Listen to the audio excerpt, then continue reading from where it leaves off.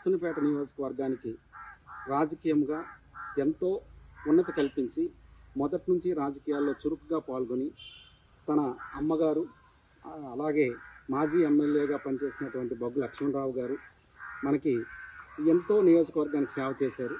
ప్రస్తుతం రాజకీయంగా ఆయన కొద్దిగా రెస్ట్లో ఉన్నప్పటికీ ఈ కిందటి ఎలక్షన్లో తన కుమారుణ్ణి పోటీ చేయాలనే ఆలోచనతో చంద్రబాబు గారిని ఆయన కలవడం, ఆయనతో ఒప్పందం చేసుకొని సీట్ కూడా కన్ఫర్మ్ అయ్యింది అనే స్టేజ్లో సీట్ తప్పిపోయిన తర్వాత మరి రాజకీయంగా ఉన్నటువంటి ఒడిదుడుకుల కారణంగా ఆయన ప్రస్తుతం వాళ్ళ కుటుంబం ఎలాంటి ఆలోచనతో ఉంది, రాజకీయ ప్రవేశం మళ్ళీ ఎలా ఉంటుంది అనే మాట్లాడే ప్రయత్నం ఒకసారి ఆయనతో మనం చేద్దాం. ప్రస్తుతం మనం అచ్యుతాపురం గ్రామంలో బొగ్గు లక్ష్మణరావు గారు ఇంటి దగ్గర ఉన్నాము. ఒకసారి ఆయన మాటల్లో అసలు రాజకీయంగా ఆనాటి పరిస్థితికి ఈనాటి పరిస్థితికి ఉన్న తేడాలేంటి, రాజకీయాల్లో నీతి నిజాయితీలతో తాను చేసినటువంటి ఆ రాజకీయానికి ప్రస్తుతం ఉన్నటువంటి వ్యవస్థకి ఎలాంటి తేడాలు ఉన్నాయనేది ఒకసారి ఆయన మాటల్లో ఉన్నాం. సార్ నమస్కారం. సార్ రాజకీయంగా మీరు ఈ నర్సన్నపేట నియోజకవర్గానికి ఎమ్మెల్యేగా పనిచేశారు. మొదటి నుంచి మీ అమ్మగారు ఎమ్మెల్యేగా పనిచేశారు, మీరు జడ్పీ చైర్మన్గా పనిచేశారు. ప్రస్తుతం ఉన్నటువంటి రాజకీయ పరిస్థితికి ఆనాటి ఉన్న రాజకీయ పరిస్థితికి తేడా ఏమని మీరు అనుకుంటున్నారు? నేను ఎమ్మెల్యేగా చేసిన ముందు నుంచి సర్పంచ్గా 70 నుంచి 81 వరకు చేశాను. 70 నుంచి 75 వరకు తోటబొమ్మ సమితి ఉపాధ్యక్షుడిగా చేశాను. 20 ఇయర్స్ కోఆపరేటివ్లో single society, viable society, single window అని 3 వింగులకి 20 ఇయర్స్ కోఆపరేటివ్ ప్రెసిడెంట్గా చేశాను. అగ్రికల్చర్ మార్కెట్ కమిటీ చైర్మన్ చేశాను. తర్వాత సమితి అధ్యక్షుడిగా డైరెక్ట్ ఎన్నికల్లో ఎన్నికైనా జిల్లా పరిషత్ చైర్మన్గా చేశాను. అంటే ఇదంతా ఏంటంటే ఇవన్నీ రూరల్ బేస్డ్, ఇవన్నీ మా కాన్స్టిట్యున్సీ కూడా ఇంచుమించు మన శ్రీకాకుళం జిల్లాయే రూరల్ బేస్డ్. కాబట్టి ఈ రూరల్ బేస్డ్ తాలూకా బాటమ్ నెక్స్ ఎక్కడ బాటిల్ నెక్స్ ఉన్నాయో అనేది క్షుణ్ణంగా నేను ఇక్కడ పుట్టి పెరిగిన వాళ్ళం కాబట్టి దానికి తెలుసు. కనుక నేను పాలిటిక్స్ చేసిన అన్నాడు కూడా రూరల్ డెవలప్మెంట్కి ఫస్ట్ ప్రయారిటీ ఇచ్చి చాలా వరకు చేశాను నేను. ఎందుకంటే ఫర్ ఇన్స్టెంట్ కోటబొమ్మాల సమితిలో మన సీ కోస్ట్ ఏరియా ఉంది, ఇవాళ అచ్చెన్నాయుడు గారి కాన్స్టిట్యున్సీ. దానికి మొదలు 13 కిలోమీటర్లు నడిచి వెళ్ళేవాళ్ళం మేము బోరుబద్దర్ నుంచి కాపు మేఘవరం అంతవరకు. అంతటి ఇంటీరియర్ ప్లేసెస్ కూడా గత ప్రభుత్వాల హయాంలో ఉంటే ఒక్కసారి నేను జిల్లా పరిషత్ చైర్మన్ అయిన తర్వాత సీ కోస్ట్ మొత్తం కంప్లీట్గా 9 పంచాయతీలు నాకు అప్పుడు కోటబొమ్మలు 9 పంచాయతీలకి కూడా రోడ్డు వేయించగలిశాను నేను. అక్కడి నుంచి రూరల్ డెవలప్మెంట్ మెయిన్గా ఏంటంటే అప్పటిసరికి ఎక్కడ కూడా రోడ్స్కి ఉండేది కాదు, గ్రాంట్ కూడా చాలా తక్కువ. ఫర్ ఇన్స్టెంట్ మా మదర్ ఎమ్మెల్యేగా ఉండేప్పుడు 75లో మన జలగం వెంగళరావు గారు మన మున్సిపల్ బ్యారేజ్ ఓపెనింగ్కి వచ్చారు. వచ్చిన తర్వాత సోడవరం దగ్గర మీకు బ్రిడ్జి ఉంటుంది, సోడవరం అవతల రోడ్డుకి. అది అప్పట్లో 40,000 రూపాయలు దాని ఎస్టిమేట్ కాస్ట్.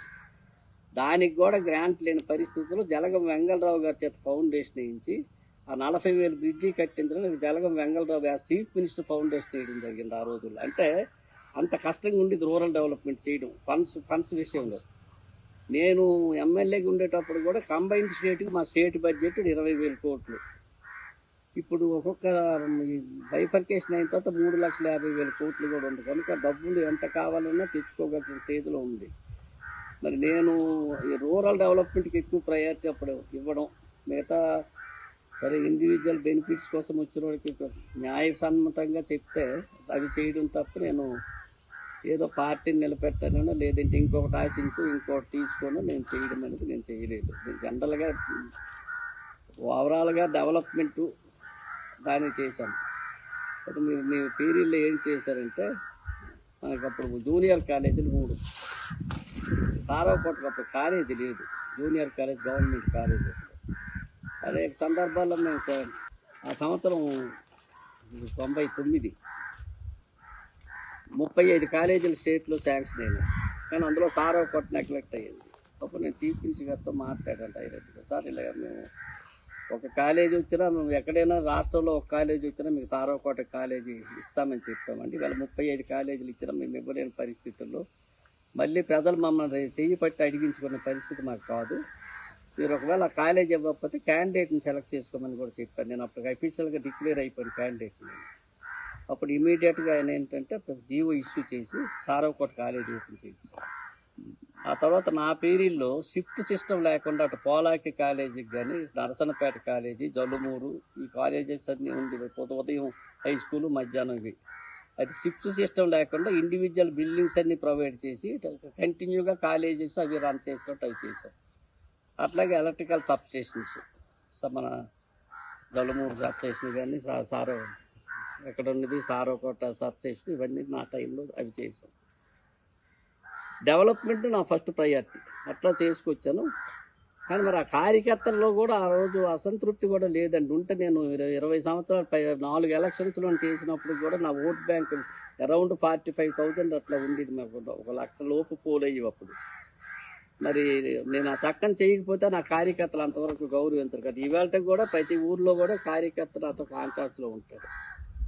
అది మరి మొన్నటిసారి అబ్బాయి అంటే టికెట్ ఇస్తామని మేము అడగడం కాదు, అట్నుండి మాకు ఆఫర్ వచ్చింది.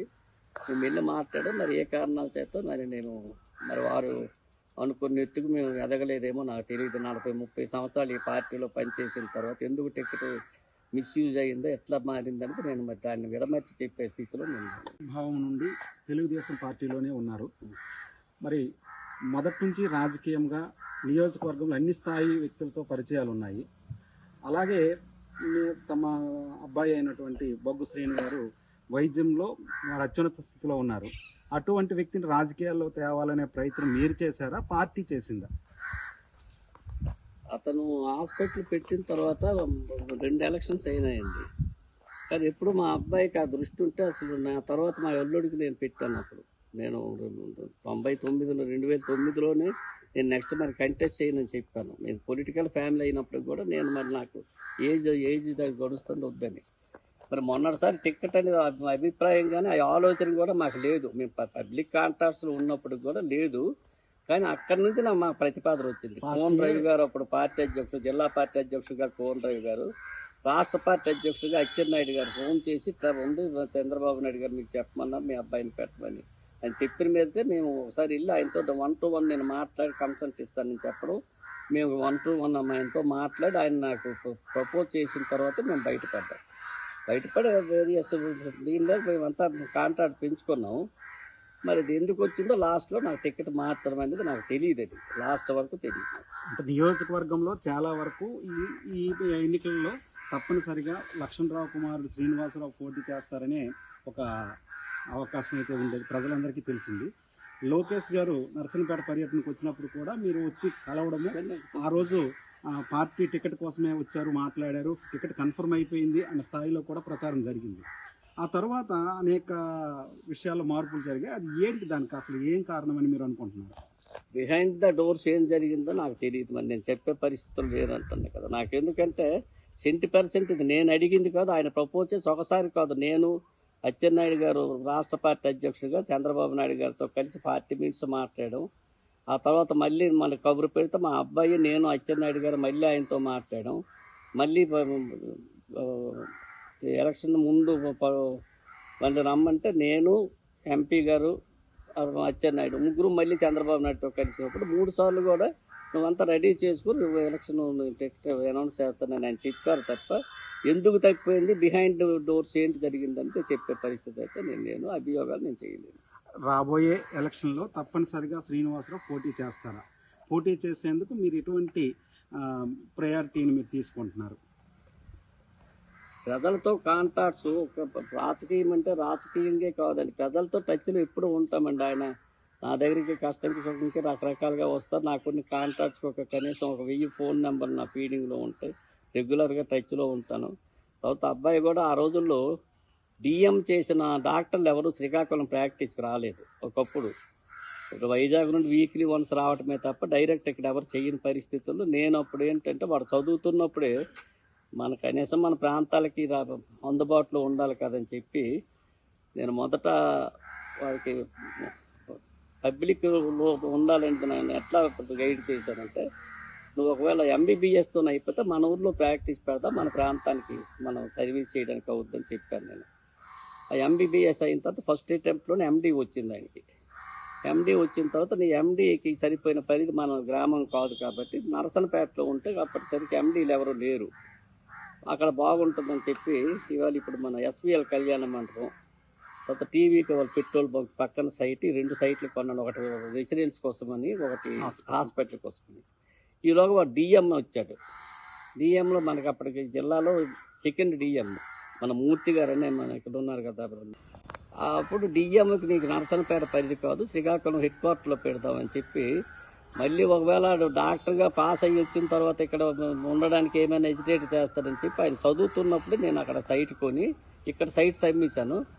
అక్కడ సైట్ కొన్నాను. ఆయన ఫైనల్ ఇయర్ నుండి వచ్చిన 2 monthsకి హాస్పిటల్ ఓపెన్ చేశారు. అంటే అప్పుడు కన్స్ట్రక్షన్ కూడా చేసి ఉంచారు. మళ్ళీ ఇటు పెట్టుకుంటారు. అది ఆ విధంగా అప్పటి నుంచి పబ్లిక్ కాంట్రాక్ట్స్లో ఉన్నాడు. ఒకటి ఏది ఏ రంగంలో ఉన్నా పబ్లిక్ కాంట్రాక్ట్స్లో ఉన్నాం. ఇక ముందు కూడా ఉంటాం ఇప్పుడు కూడా. ఎందుకంటే మేము పల్లెటూరులో పుట్టి పెరిగాం కాబట్టి 10 మందితో కలుపుకోలుతలంగా ఉండడం మాకు ఒక అలవాటు. ఇప్పటికే అబ్బాయి ప్రతి అకేషన్కి వస్తాడు. మాకు ఇక్కడికి ఎంతో 40 minutes మ్యాక్సిమం జర్నీ, కనుక పెద్ద ప్రాబ్లం ఏమి లేదు. తప్పనిసరిగా శ్రీనివాసరావు నెక్స్ట్ ఎలక్షన్లో ఎమ్మెల్యే కంటెస్ట్ చేస్తారా? అది నర్సనపేట నియోజకవర్గం చేస్తారా, శ్రీకాకుళం చేస్తారా, ఎక్కడి నుంచి పోటీ చేస్తారా అనేది మా ప్రేక్షకులకు మీరు తెలియజేసేది. ఇంకా ప్రస్తుతానికి పోటీలో ఉండాలనేది పబ్లిక్ లోనికి రావడం అనేది అది పూర్తిగా నిశ్చయంతో ఉండడం అయితే యథార్థం. ఎక్కడి నుండి చేస్తారు, దేనికి చేస్తారు, ఏ పార్టీ నుండి చేస్తారో ఇంకా తెలుసు, మేము డిసైడ్ అవ్వలేదు. ప్రస్తుతానికి ఎందుకంటే పార్టీలు కూడా రకరకాలుగా ఉన్నాయి. ఇప్పుడు ఈ ఎలియన్స్లు ఎంతవరకు ఉంటాయో తెలియదు. నిన్నటికి లోకేష్ గారికి వర్కింగ్ ప్రెసిడెంట్ ఇస్తారని ఇది వచ్చింది మన మహానాల్లో, సడన్గా డ్రాప్ అయింది. అంతకుముందు ముఖ్యమంత్రికి చేస్తామంటే మా పవన్ కళ్యాణ్ గారికి ముఖ్యమంత్రి కావాలని చెప్పి వాళ్ళ కార్యకర్తలు వచ్చినట్టు వాళ్ళు చెప్పారు. ఇవన్నీ రకరకాలుగా ఉన్నాయి. ఇప్పుడు ఎంతో మధ్యన ఉండదు కదా, గతంలోనే ఉందండి 2019 అంతవరకు తెలుగుదేశం బీజేపీతో ఎలియన్స్ ఉండేది.